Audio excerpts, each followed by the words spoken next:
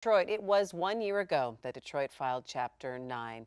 There have been hearings this week in preparation for the bankruptcy trial, and we are learning more about the investment plan in the city should the restructuring plan be approved here. The $1.4 billion would be in part used to boost the number of police officers by 12%, firefighters by 17%, but city population is expected to keep falling over the next 10 years. And there is also concern over the collection of debts to the water department. That massive shutoffs to customers owing more than $150 is too harsh, could cause a public health problem. In court this week, Judge Rhodes said it was making Detroit look bad internationally. Before we tackle the water discussion, let's just step back and take a look at, we are at the 1 year mark, and we have a better picture of where we could be now in the next couple of months. It's looking good, I think. The vote by the retirees was key. It pushed this thing, it pushed that behind it. Now you've got just the unsecured creditors out there. They don't have much to stand on. I think they'll either take a deal or be the, have to live with a cram down. It looks like this thing's going to progress on the timetable Snyder and Orr laid out when it started. What do you think, Stephen? Yeah, no, I think we're right where we should be. There are still some hurdles. Again, Judge Rhodes has got to make, I think, perform some somewhat Herculean judicial feats to make this all look right, to go up the ladder to the appeals court.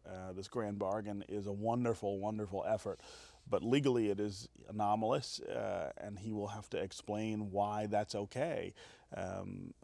Why is it okay to treat one class of creditors, namely the pensioners, better than all the other unsecureds? And that's not an easy.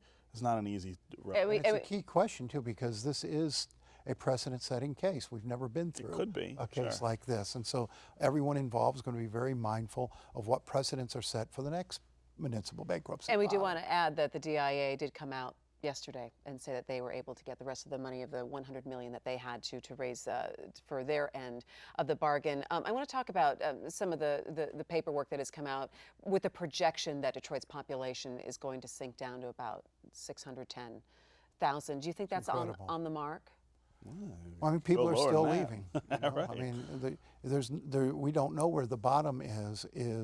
Everybody's excited about the turnaround. Everybody's excited about the good things that are happening in Detroit and the positive direction. But if you're living in one of those neighborhoods that is on the verge of collapse, what's the reason? How long are you going to stay away?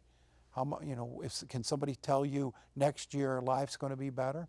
Well, I think it's also what they're talking about, the promises of services, the promises of this infusion of money of $1.4 billion over 10 years in trying to get more police officers on the streets and trying to get down the response time by police, and more firefighters on the street, but then also redeveloping these neighborhoods once you take down some of that blight. So there's something, it's sort of an interesting dynamic with the mayor's talk about population and how he says he wants population to be going up at the end of his 4 years, which I think is a very unrealistic goal. What other cities have been able to accomplish, though, before they get to the point where population is actually growing, is an influx of middle-class taxpayers, people who will either rent or buy properties that yield more tax money than you would get from other properties. Now, that's somewhat controversial. People call that quote-unquote gentrification and things like that. But in other cities, what that's done is stabilize finances in a way that helps improve and provide services for everybody. And then you get to the point eventually where people are moving back in. In Baltimore, they just reported in 2010 the first population increase since, I think, 1950 or 60. A very small, but it took them 10, 12 years of really big work on attracting those middle-class taxpayers back into the city to get to that point, and that may be the road we're on. Before we leave the topic of Detroit, I want to talk about the water shutoffs right now, and the fact that Judge Rhodes addressed that in bankruptcy court this week, which I thought was very interesting. Nolan, where are we? Do you agree with the statement that what the water department is doing makes Detroit look bad internationally, and that they should be doing more to warn customers before the shutoffs? Of course not. I mean, what makes Detroit look bad is that it allows 50% of its water customers not to pay their bills. That is just pure negligence.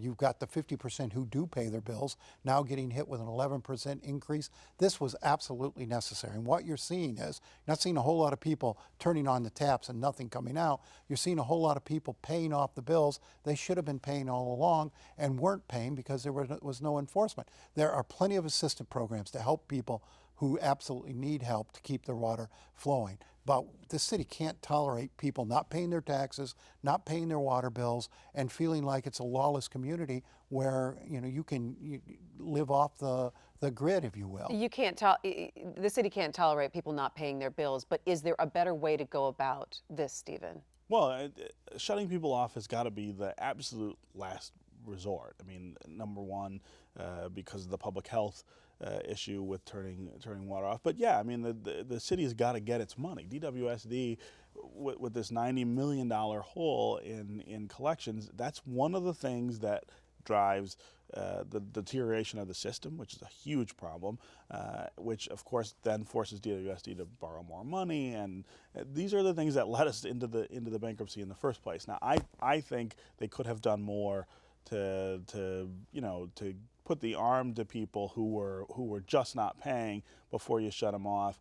But you still have, I saw some numbers this week that said, I think there's 7,500 customers who are shut off. That's a big deal, and that is not a very smart play. But a lot of those were abandoned buildings. They may be right. Not all of them were just people sitting there now can't get water. And again, but they've done a very good job to craft assistance programs to help those people. But you have a certain responsibility to step up and say, I need help. In the long run, you have to wonder whether should we still have fee-for-service water, or should water be like schools where everybody pays and everybody goes as part of their taxes or something. That's an interesting debate.